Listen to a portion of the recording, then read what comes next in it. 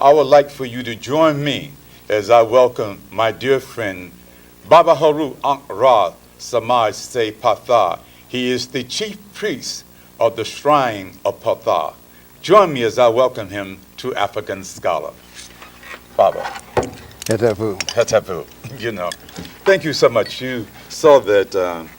I remember when I first met you, which was many, many years ago. Mm-hmm. I'm not going to even go into how many years ago in this broadcast. Right. But I do remember that when I came to the studio, you were on the Bowery when I first came to the studio. Mm-hmm. And I must have stayed down in your studio 4 or 5 hours, if you recall, talking to you. And I used to just come back and True. just avail myself of your knowledge, so much so that at the end of it, at one point, you said, well, you know what you are. You're a Kemetic Muslim, you know. Right. And then you dubbed me and my brother Hannibal Kemetic Muslims. Right. You said, you're the only Kemetic Muslims that I know in New York. Mm-hmm. You know, that's true. at that point. So I want to ask you a question. What led you to the Kemetic understanding, to the Kemetic theology, to the Kemetic culture? Because none of us were born into it. True. What led you to it? We all were led to it Mm-hmm. by some circumstance. What led you? Well, I may be the exception to the rule. I was born into it in this wise. My father, he was a Christian minister. And he told me later on as I grew up that I was born specifically for the mission of introducing our people to the Nile Valley culture. And he was a follower of Marcus Garvey. And he said that as I grew up and I matured, we have these conversations, and he would say that his reading of the Bible indicates that African people are children of Ham. But he said that the original name in the Hebrew was Com, and that the original name for the place now called Egypt was Kemet. So therefore, which means the Kem in the ancient language means burnt, blackened, or hot. So that King James did not add the K when he called us children of Ham. And he said my work was to study the Nile Valley culture, and as I grow up to teach our people about that culture, because he said that was the culture from which Judaism came, from which Christianity came, and from which Islam came, because all the major prophets went into the Nile Valley in Africa to get what they got in terms of knowledge. Moses was taught in the temples of Anu for 40 years. Abraham and Sarah, when they came before Moses, they grew rich in cattle and land because of the hospitality of the Africans of the Nile. Yeshua, now known as Jesus, his life was spared by the hospitality of these same Nile Valley Africans, and also that the Prophet Muhammad's at least 40 of his disciples was spared from the wrath of his tribesmen, the Quraysh of Mecca, when he sent them to the Negusti, the king of kings of Ethiopia, to be spared their wrath and to give them refuge. So it seems that Africa, the Nile Valley Africans, gave refuge to all of these major prophets. So the question is, what kind of people were these? What did they know? What did they believe in? What was their concept of deity before the coming of the Kemetic shepherds into their land? And he said that we should study the cosmology of the farmers and gardeners of the Nile Valley, because basically what we had was just the cosmology of those who came to fight them, really, and who took over their land afterward. So I busied myself with that knowledge, and it was around my father, he passed in 1967, and around 1970 somebody brought me a tape of Dr. Joseph Ben Jochanan and said, listen to this. And what I heard coming out of that tape was some of the same things my father used to tell me. And I adopted Dr. Ben as my spiritual father. He did not know it, of course, and anything that he wrote, I read. And from there, of course, I read the works of Sheikh Anta Diop, and even before that, I'd read Gerald Massey's works, Ancient Egypt, Light of the World, Book of Beginnings, Natural Genesis, the works of Count Volney, and of course, The Stolen Legacy by George G.M. James, and later on, of course, the works of Sheikh Anta Diop, where he informed us that the oneness of Egyptian and black culture could not be stated more clearly, and because of this essential identity of genius, culture, and race, today all Negroes can trace their culture to ancient Egypt and build a modern society on that foundation. Now, when I read that, I just was excited because I had been talking about Egypt all the time, and people thought I was crazy. He said, "You're an African. What do you want to deal with Egypt? That's in the Middle East." I said, "The Middle East? The middle of what?" I said, "Look on your map. It's right there." People wanted to be off the African continent because of the greatness of the civilization. People want to steal it for themselves. And of course, we are very generous. I mean, after a while, we allowed the Greeks to come in. But of course, as you know, we were invaded, I think, in 663 by the Persians, Kambutse, and who they call Cambyses. Then in 525 by the Persians, now known as Iran. In, I think, 332 by the Greeks, and then in 332 BC by the Romans. Alexander. And then who became great because he stole the gold of Kemet, by the way. And of course, then later on, the Arabs came, and they are still there, colonizers of that ancient African land, an ancient African culture. Speaking about invasions by foreigners, let me ask you a question. It's a question that I have asked everyone who studies Kemet, and I've gotten all kinds of answers. So I want to ask you the same questions. Who were the Hyksos? The Hyksos, that's a mystery that people try to keep a mystery. But of course, the Hyksos, to make it generalized, were nomadic sheep herders of Asia Minor. And they came in there, and they invaded the land, and around the 13th dynastic period, and they were in there for about 200 years, and then they were driven out by Amos the First and Amos Nefertari, the first rulers of the 18th dynastic period. So they were the enemies of the ancient Nile Valley farmers and gardeners, specifically because it had really nothing to do with skin color, as some people like to think. It had to do with lifestyle. When you go to Kemet today, you see the Arab guides will show you, will look at the pharaoh's chariots riding over the necks of the Asiatics and the necks of the Nubians.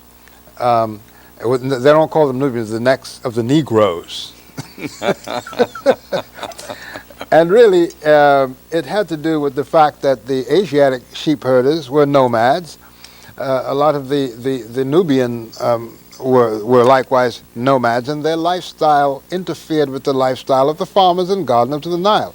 If you come with your flocks and you turn them loose in my garden, you are actually interfering with my lifestyle. You're threatening my life because you're eating my food. And that's what the quarrel was really all about. Because the shepherds, they kept wandering from place to place. They were not building anything.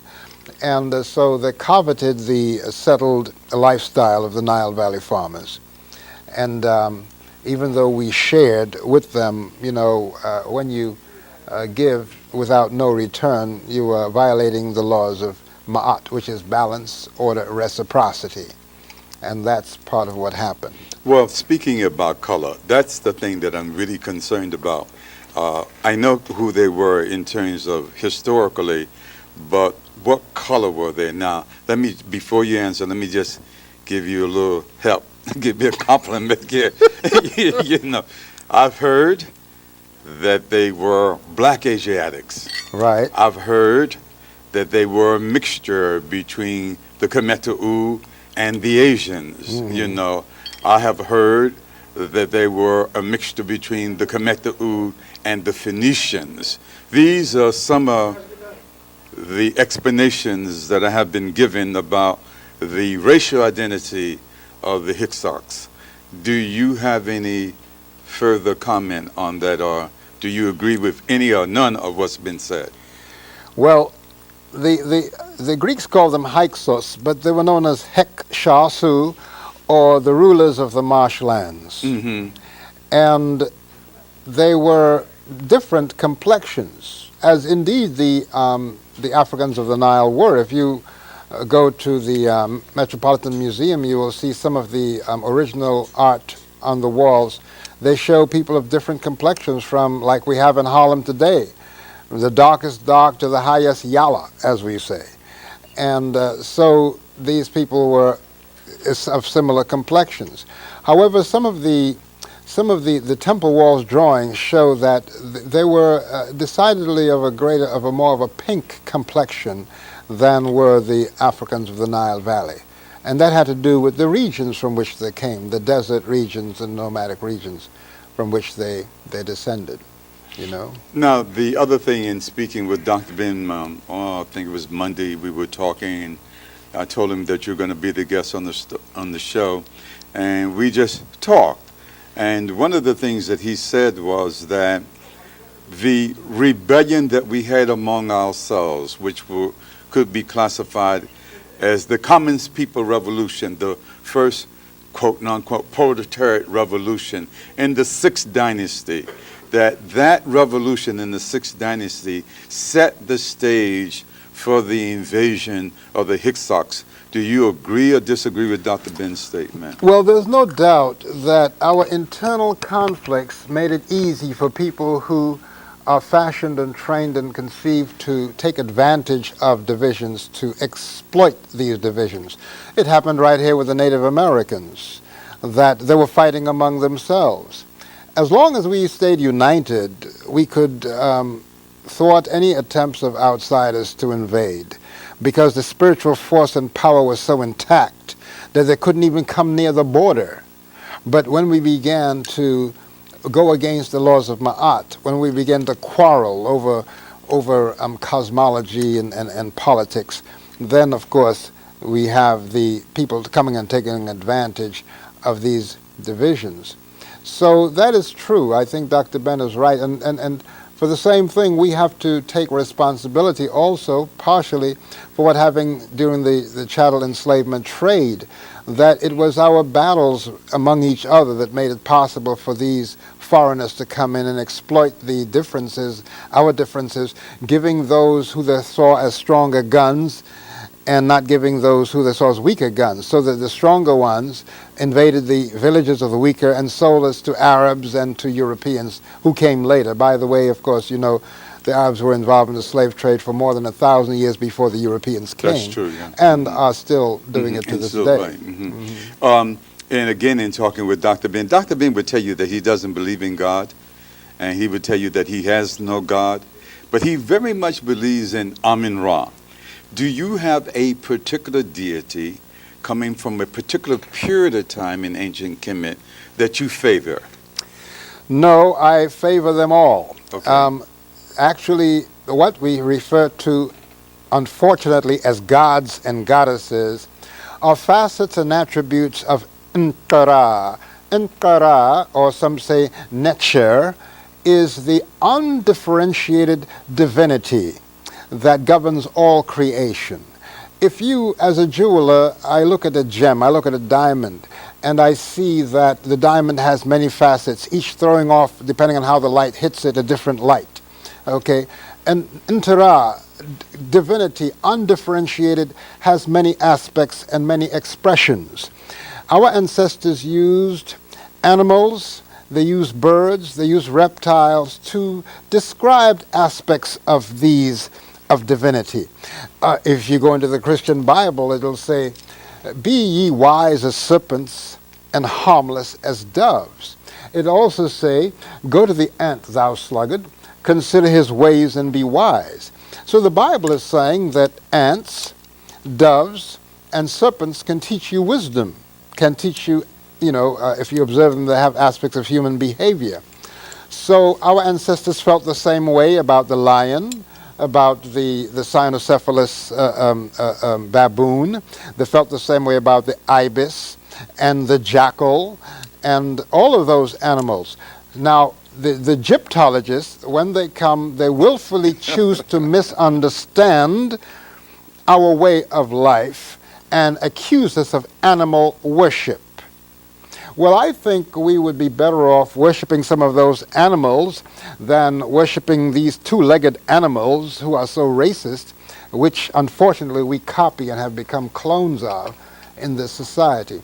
So we have to get rid of this notion of gods and goddesses, first of all, because that's a willful misunderstanding on the part of the Egyptologists, okay, who want to accuse African people of polytheism so they can justify and brag that they have a greater idea in monotheism. Why, the monotheists have murdered, enslaved, raped, and still continue to bash African people to this day. They will kill you because they say you believe in many gods and they believe in one. Well, the devil is a killer and a murderer, from what I'm told, so it would seem as if the people who will come and kill you to force you to believe in their concepts are really devils walking around on 2 feet. You know, I introduce you, I'm going to change tracks, and I hate to do it, but for this segment, there's some information that I must get in about you personally so that our viewers can understand who you are. I mentioned when I introduced you that I had come down to your jewelry studio, and I also mentioned that I didn't buy any jewelry. I bumped your mind. You know, you are adorned with many of the jewelry that you make in your studio, and I would like to begin perhaps with the symbol that's on your hat. And so if you can just explain the jewelry that my viewers are looking at, from the scarab kepra and to the ankh, would you please do that for us? I'll be happy to. My design of what I call joy ellery, because it gives me joy to bring our ancestral emblems of culture to the fore, is actually the outgrowth of the reclamation of the ancient culture of the Nile Valley Africans.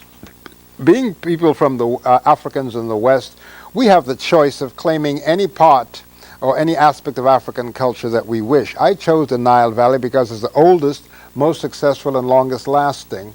And of course, it is the one from which even the Yoruba claim they came, the Akan, the Dogon, the Wolof, they all claim they came from the Nile Valley regions. So I create these emblems of culture because they're actually meditations on inner beauty, meditations for the soul. Like when I when I put this on in the morning, this is the emblem of Heru, which the Greeks call Horus. We use the bird, the falcon, to symbolize the ascension in spirit. Just like in the Christian faith, they use the dove. They say Jesus ascended as a dove to his Father in heaven. The Hu, or Nebhu, which they call the Sphinx, likewise. This is an emblem of the permanence and the lion spirit of African people. I wonder if my cameraman can come in and get that clear. I don't know. While you're going to talk, we try to figure it out. You asked me about the emblem of my hat. Well, that's a lotus petal. And while many people assign the lotus to the Indians, because many of they have a lotus sutra, let's say, of meditation, the first and oldest lotus master was known as Asar, whom the Greeks call Osiris. And you will see on the papyrus of the Book of the Coming Forth, which they willfully mislabel the Egyptian Book of the Dead, you will see that a lotus is growing out of the feet of Asar, and on that lotus are the 4 genii, or the 4 guardians of the body temple, known as the Mesu Heru, the children of Heru, yes, which guard the lungs, the liver, the small intestine, the large intestine, and stomach. And those organs were placed in separate jars and preserved in the resting place of our ancestors. So these emblems, the bracelet I wear, these are the eyes of Heru. You see yes, the eyes of Heru, which symbolizes balanced vision, attention, attentiveness, and also the awareness. All right. So each time when I put these on, here I have this lotus ring. I was born into the sign of the lion, so I have the lion made of 4 different metals: the yellow, gold, white gold, bronze, and silver. And here, of course, I have the meditation on Heru again. The scarab. The ancestors would put, when you died, they would put a scarab over the heart, symbolizing that this person will come into being again, or the spirit of the person would resurrect. As a matter of fact, the early Christians of Alexandria in Kemet, now miscalled Egypt, they referred to Yeshua, Jesus, as the good scarab. All right? So it was not a worship of a beetle. It was the beetle represents the constant coming into being, something like the metamorphosis of the butterfly. From a slug it becomes a butterfly and grows wings. So it shows a symbol of transformation. All right? Because the beetle, known as the dung beetle, it rolls its eggs up in a ball of dung, and the larva eats and nourishes itself from the nourishment of the dung, and come into the world and goes and gathers dung and does the same thing ad infinitum. So it became the symbol of coming into being, which our ancestors called Keper or Keperah. And you have forgot the Ankh. Now, don't forget the Ankh. Oh, of course. They're calling me the Ankh man. Yes. And this divine sign, this is the preeminent sign of the African spiritual high culture, because it honors, first of all, the mother, the womb. It honors the father and the synthesis, the children that comes from the womb through the seed of the father. It also symbolizes the water that rises up from the earth, up to the clouds, falling back on the earth as rain to bring vegetation out of the ground. It also is spirit, mind, and matter. So however you look at Ankh, it shows the continuous regeneration of the life force. Now, when the Romans adopted Christianity in order to co-opt it, they removed the sacred womb as the symbol, because the earliest Christians in Alexandria used the Ankh as their sign of early Christianity. They just adopted it from the early Africans of the Nile Valley. And of course, they themselves were African, people like St. Augustine and whatnot. They all were living in Alexandria region. So the Emperor Theodosius, I think in the 6th century BC, AD, he had an edict that closed the temple of Ast or Set on the island of Philae and banned the Ankh as the preeminent symbol of the early Christians. And then when Constantine came, he substituted the Roman sword, which is now the cross, as the symbol of that religion. So it's time that when we see how the patriarchal hierarchies of all the major religions are dealing in wars and death, it's time we restore the life principle, a respectful life. When people, I ride in cabs and they ask me, what's your religion? I say, take a deep breath with me. You've just joined my religion. What kind of religion is that? I said, it's the aim of all religions, life. Yes. There's nothing bigger, better than life. Even cockroaches want to live. You try to get them, they're the run. fastest thing running, fastest. aren't they? Why? They're running for their lives. Yeah, yeah. So life must be the most important thing. So now all I have to do is respect your life, you respect my life, and that's the end of war. But if we argue now over, well, I'm a Muslim and you're a Christian, we're going to argue over what? Dogma. I call it dog maws, the guts of dogs. Yes. Because all it does is create division, divisiveness. Sunday morning, Friday night, Saturday, and Sunday are the 3 most divided days in all of the religions, because they all have their various denominations, each one proclaiming themselves to be the right one. Now, if they just would exalt life and honor each other's lives, then they can sit down and discuss things in a civilized way. Since civilization should be about the preservation of life, devil worship involves disrespect of life, because it seems as if what they tell me about the devil is supposed to make your life miserable, and that's what wars do, make people's lives miserable. So all of those hierarchies, and I want to say here that this is not an indictment on members of religions. People are truly sincere in their belief that their faith in deity is going to save them from disasters, from all different types of maladies and disease. And as your faith is, so it will be for you. But you don't have to let anyone force you to believe in anything, because in African culture and spiritual culture, you must know. Knowledge is greater than belief. When knowledge comes, belief has to sit down. If I hold a gun to your head, my brother, and I told you to believe that red is black, you will believe that red is black, and you will proclaim it with the loudest voice, you see, but you cannot know that red is black. Knowledge, your eyes will tell you that is not so. So we are living in the age of I know, which is the Aquarian age, which is on the horizon now. I think 2012, we actually come fully into Aquarius.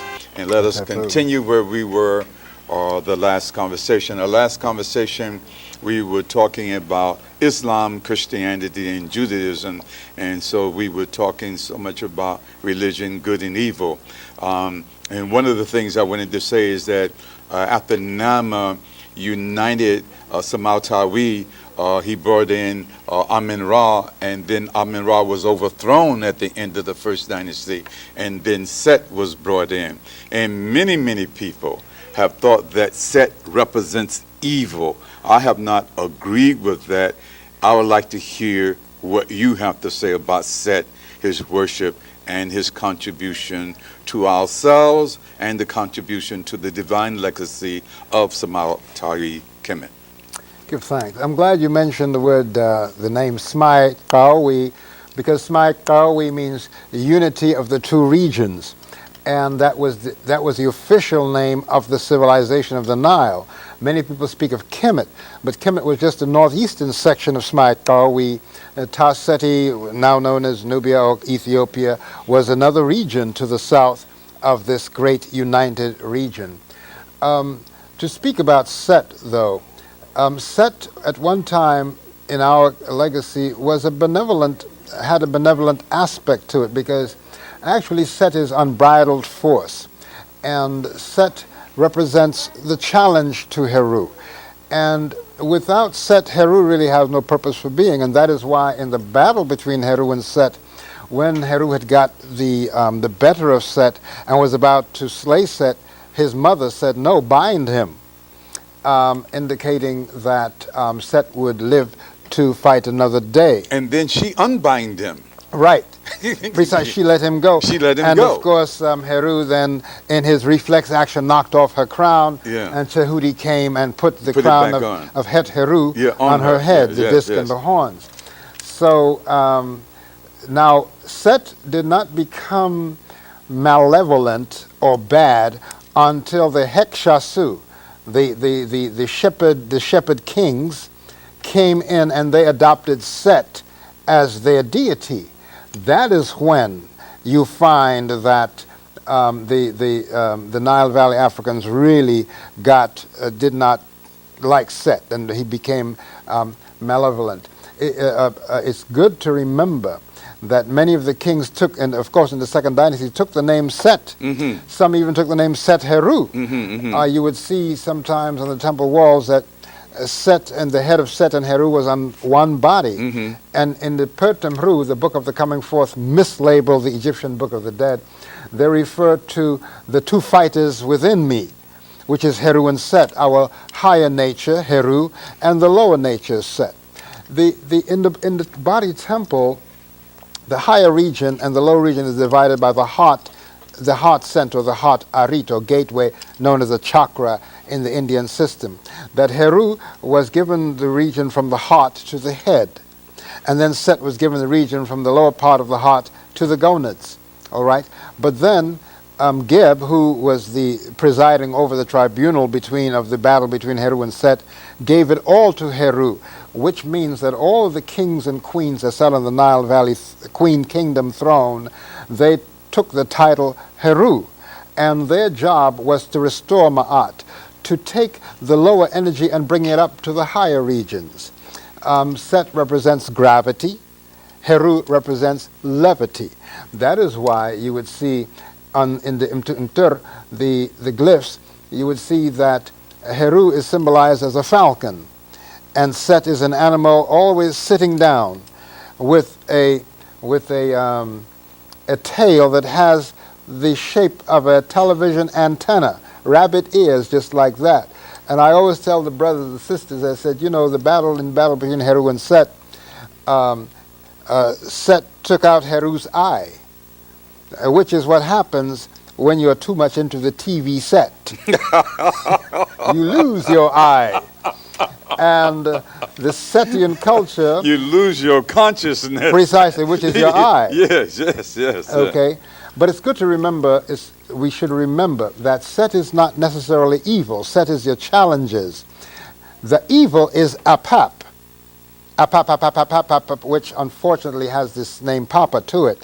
And it does, doesn't it? It does. And we're not going to talk about the definition of Papa. Not on this show. No, we won't. Yeah. Okay. But the fact is that is evil. That's the crystallization of evil. You would see on the temple walls, you would see both Heru and Set on the boat fighting the enemies of Ra, Apap.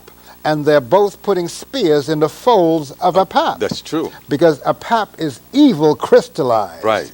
And the individual must sometimes marshal his higher and lower forces to deal against that evil that comes from without. In fact, it has been said this way, that if we did not have Set in us, that we would not be able to survive. Precisely. Because people would just run over us. Mm-hmm. The Muslims codified it as the inner jihad, and it's the same definition, same connotation as Set. You must fight the evil within inside yourself. That's right. You fight your lower nature to rise to your higher consciousness, which Haru represents, Indeed, and even the Hu, or the Sphinx, represents the same thing. It shows the head on a lion's body. The lions representing the animal nature, and the head of the man representing higher consciousness. You see? So we definitely need these two forces, but too much Set will keep you set in your ways. You see? Set your bad habits. Yes. The habits that will keep you grounded, keep you from rising up. And so we want to be Heru. We want to really levitate and be in the spirit. But you can't live in the spirit all the time. You've got to deal with earth conditions. In the Pertem Heru, it says that I arise to the highest heights of heaven, but I come down to the earth of Seb.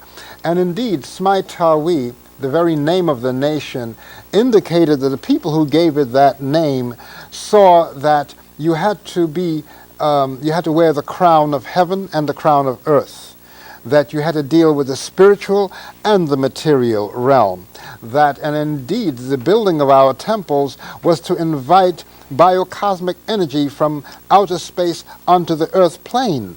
We see the configuration of the pyramids of Giza being in the same configurations as the 3 stars in the belt of Sa, now called Orion. That our ancestors were very much into what was happening in the planisphere above, because, of course, there were farmers and gardeners.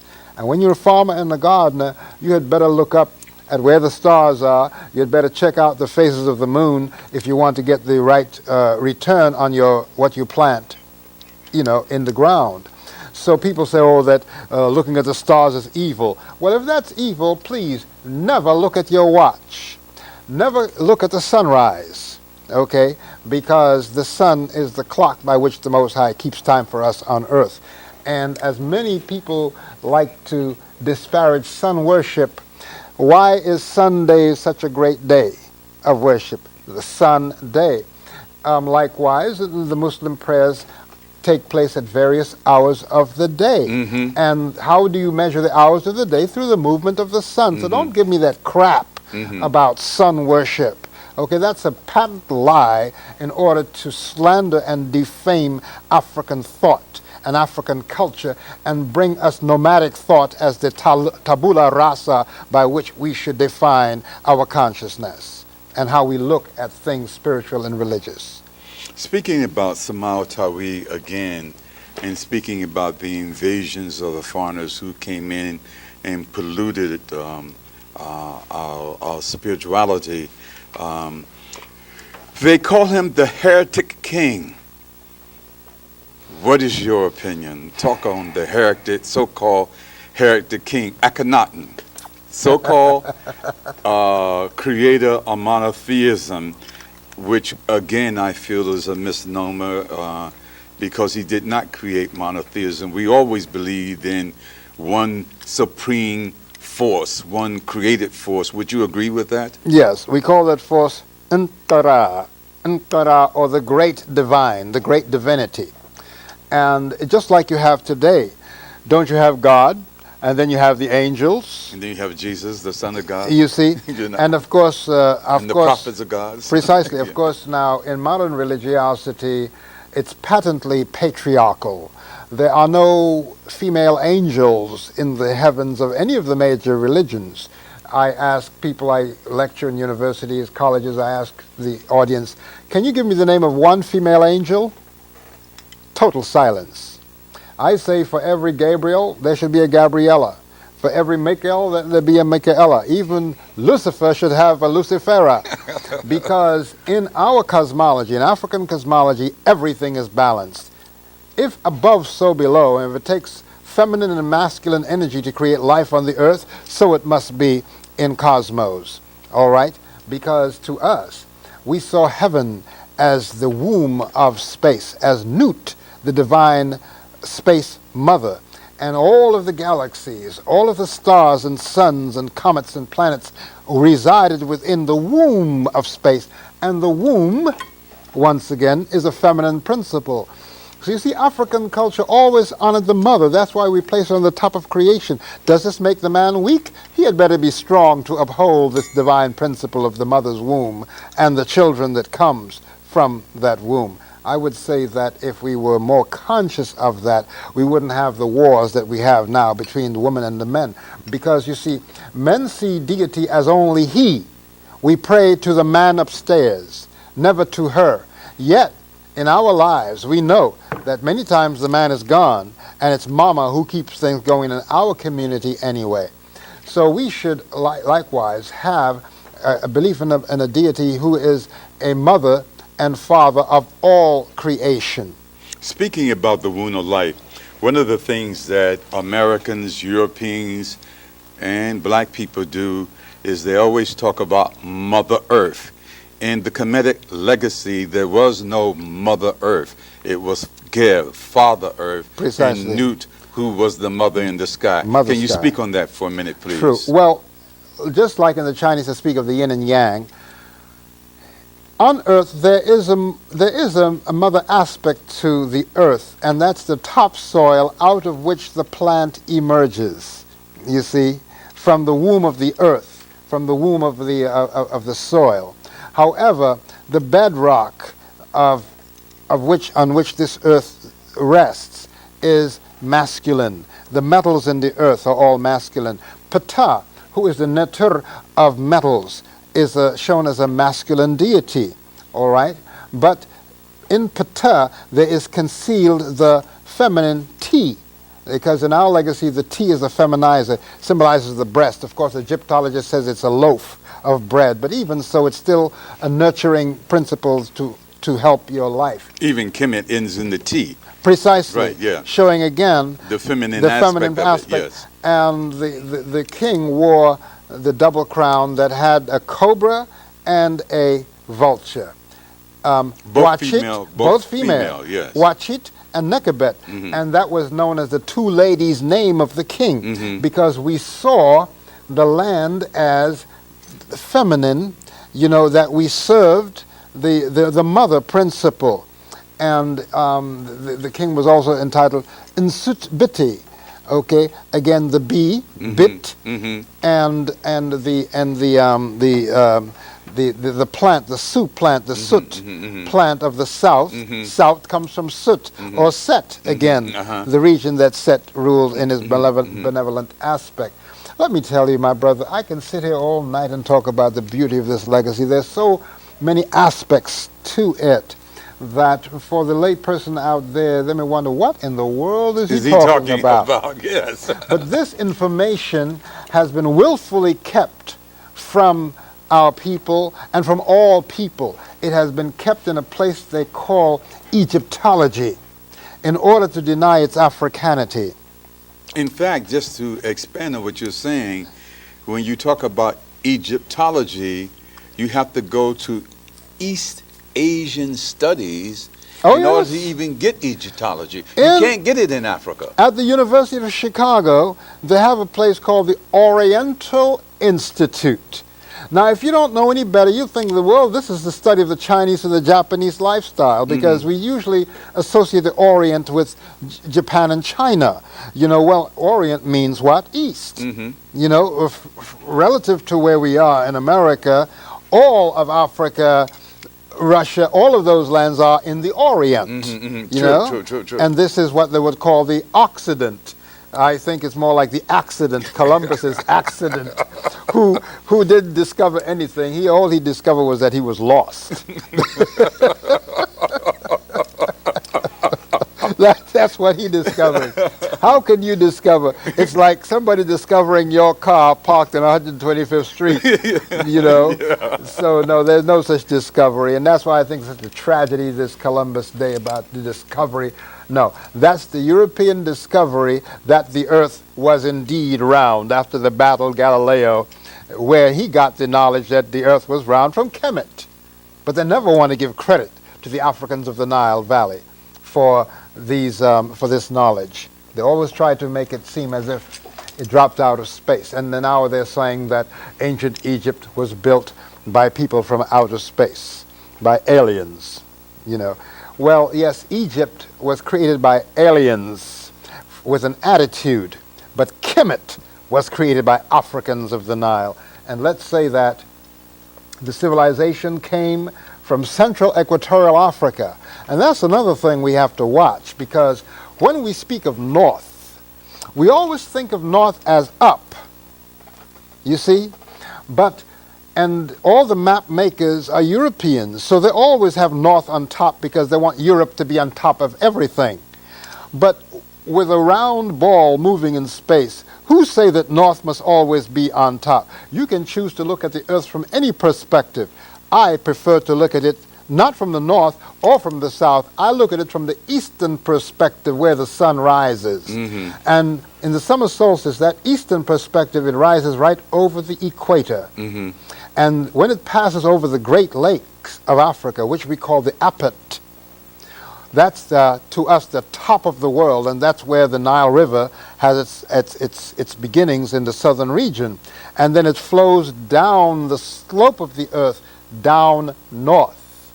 You see, Lake Tana likewise would be up, and it flows down north to the delta. It meets at Khartoum in Sudan and then flows down into the lotus tributaries of the Great Green Sea, which we call the Huat Ur, or the Great Green, now called Mediterranean. So we have to begin to look at even our world from a different perspective, because if you just follow the map makers, they always show it with north being on top. That happened around 1555.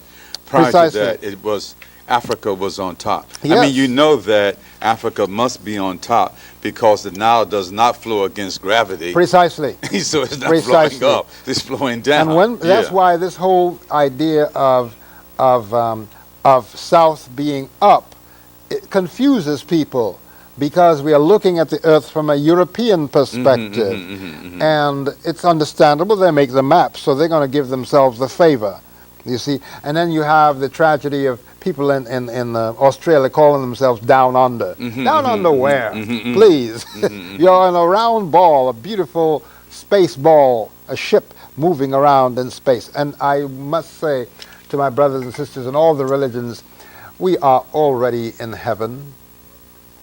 Where you want to go up and freeze? We're already in heavens. You know what Dr. Ben says about heaven, don't you? Yes, he says, he places heaven in a particular part of our women's anatomy, but I would say that heaven is our women, period. All of her. I just don't subscribe to applying it just to one part of her. She's totally heaven. I mean, the legacy says that the woman is the heaven because Newt is the heaven. Precisely. So the woman is the heaven. Yes, and we love to go to heaven, don't we? Right, I need to stay in heaven. So you see, sisters, you have a part to play in this thing. Don't give it all up to the man upstairs, you have a very important part, because in our legacy, what has happened is that people who tend to live an inverted lifestyle, they brought the woman down from heaven and put the man upstairs, and that's the reason why now he's grown wings and flapping around with a problem with his wrist.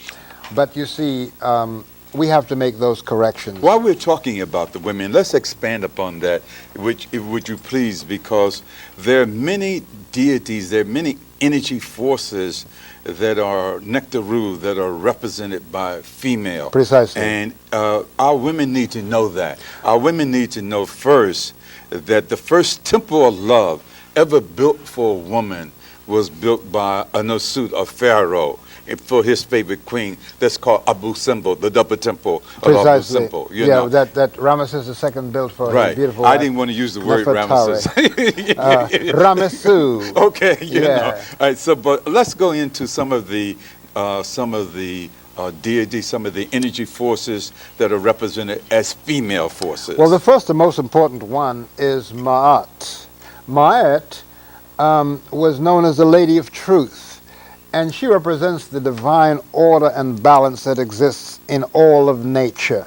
And she's shown as a woman with a feather of an ostrich feather in her headband, all right? And the kings and queens of the Nile Valley nation of Smaikawi, they always refer to themselves as Nib, which means Lord, or Nbet, or Master. Or or Nbet, Lady of Truth, righteousness and order. And I would like to say that our governmental system was a ma'aticracy. It means a governance of righteousness, governance of order, a governance of law. So we like to think that foreigners brought us the idea of law and morality. No, we had it long before. And Moses got at least 8 of the 10 commandments from the 42 oracles or laws of Ma'at, which was the basic moral system that guided the African life. And I tell couples today, I said that you must enthrone Ma'at in your home, because the man doesn't rule, nor does the woman rule. Ma'at rules, and both of you serve the higher principle of balance in your lives. And if you do that, if you realize that you, woman, you sit on your throne as the queen, the man sits on his throne as king in your household, both of you are servants of Ma'at, then your children would see what the order is and give respects to both hemispheres. Because today there's too much misogyny, too much refusal to see the power of the woman and to give her the proper respect that she deserves. Too much abuse of our women. And too many of our women, unfortunately, play into that and allow it to happen. So we got 10 minutes, and I need. Oh, okay. So I need you to go into Sekhmet. I need you to go in Aset and Nehuvet. Sekhmet, vital force. Ast and Nebuchadnezzar, the two sisters. Now this is very important and so empowering for our women to know that these two women, Ast and Nebuchadnezzar, who they call Isis and Nephthys, were the ones who put the body of the broken and the first crucified Savior in our story, or his story for that matter. They put his body together again. Now, in the story as we see it in the Bible with Yeshua, with Jesus, when Mary and Martha got there, the stone had already been rolled away. Yeshua, Jesus, had already ascended.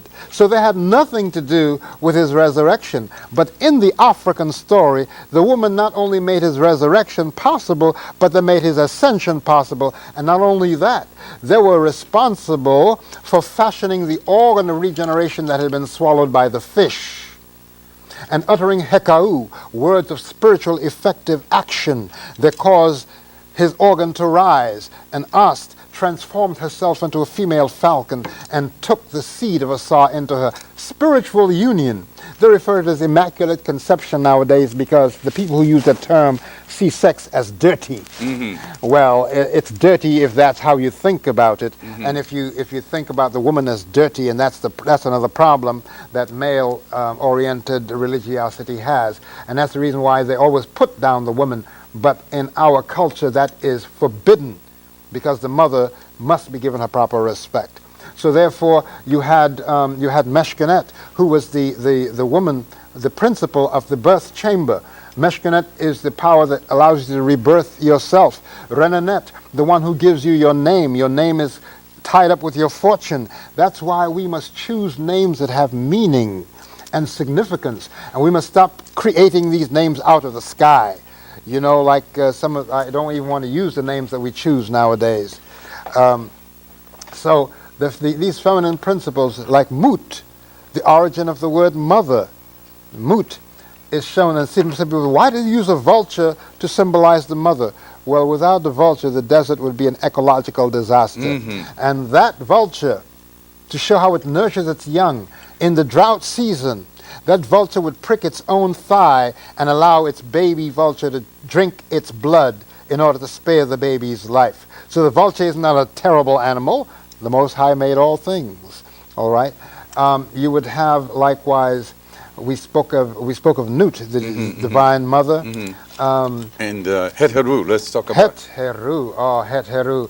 The Yoruba refer to her as Oshun. Het Heru was known to us as the divine principle of nurturing, of sensuality, of sexuality, of joy, of merriment, of festival. This is the zone of Het Heru, of beauty. All right, and we do have Kaisa Het Heru, who is the keeper of the oldest shrine dedicated to Het Heru here in North America. And she likewise is at the studio of Ptah down in Manhattan, and she does fantastic work she weaves Kemet cloth, okay, and she also does clay work of what we call she pots, you know, honoring hold the it woman. for the next time. Yes, thank you. Praise you.